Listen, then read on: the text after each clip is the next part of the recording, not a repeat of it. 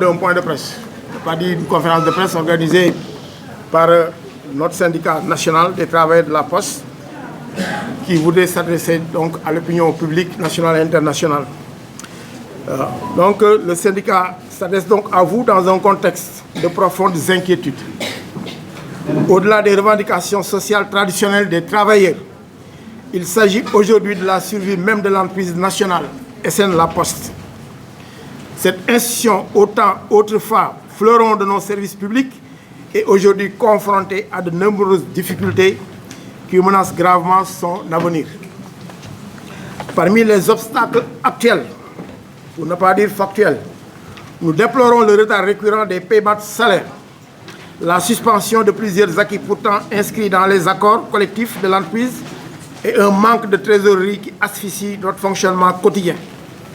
Ces problèmes, bien que nombreux, ne sont que la face visible d'une situation économique alarmante qui s'explique également par des faiblesses structurelles et des choix stratégiques contestables. Nous interpellons les autorités étatiques à ce sujet dans le cadre du projet qui a servi de référentiel aux nouvelles orientations des autorités publiques. La survie de la Poste y occupe une place de choix. Il est donc impératif que des actions concrètes soient prises pour redresser cette situation critique. Il est indispensable que les fonds logés à la caisse de dépôt et de consignation soient rapatriés rapidement afin de permettre la relance des opérations et des activités postales. La suspension de ces ressources vitales compromet la mission du service public que la Poste est tenue d'assurer.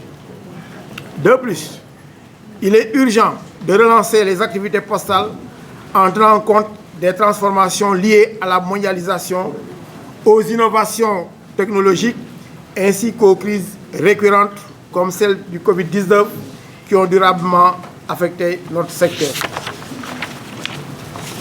L'information et de la communication.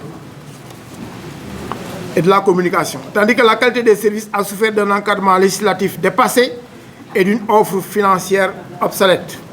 La concurrence des courriers privés sur les segments réservés à l'opérateur public achève de déséquilibrer l'exploitation. La dette abyssale de la Poste vis-à-vis du remboursement des tiers, combinée à une rémunération faible de 12 milliards pour le service public, asphyxie l'entreprise et empêche toute perspective de développement. Si rien n'est fait, cette situation ne pourra qu'empirer. Le SNTP appelle donc à une action immédiate et coordonnée. Nous demandons aux entités de l'administration de travailler de manière intégrée et cohérente pour soutenir la Poste dans la mise en œuvre des réformes nécessaires. La survie de cette institution passe par une anticipation rigoureuse, une planification prospective et une gestion axée sur les résultats. Nous interpellons solennellement les autorités étatiques sur l'urgence de la situation. Il est essentiel que l'État, garant de la pérennité des entreprises publiques, prenne des mesures rapides et concrètes pour redresser la Poste.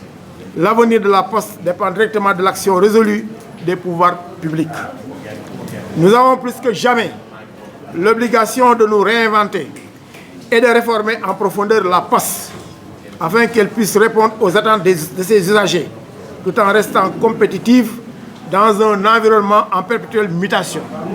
Le développement de solutions numériques en partenariat avec des startups et des acteurs innovants fait partie des ambitions que nous devons concrétiser pour préparer l'avenir. Le SNTP restera vigilant et déterminé à accompagner cette transformation. Nous sommes conscients des enjeux et des défis, mais aussi des opportunités qui s'offrent à nous pour faire de la Poste un acteur moderne et incontournable du service public. Nous demandons, je peux dire enfin, nous demandons solennellement aux autorités de prendre les mesures nécessaires pour sauver notre entreprise et garantir des conditions de travail dignes pour l'ensemble des travailleurs de la Poste. Je vous remercie de votre attention.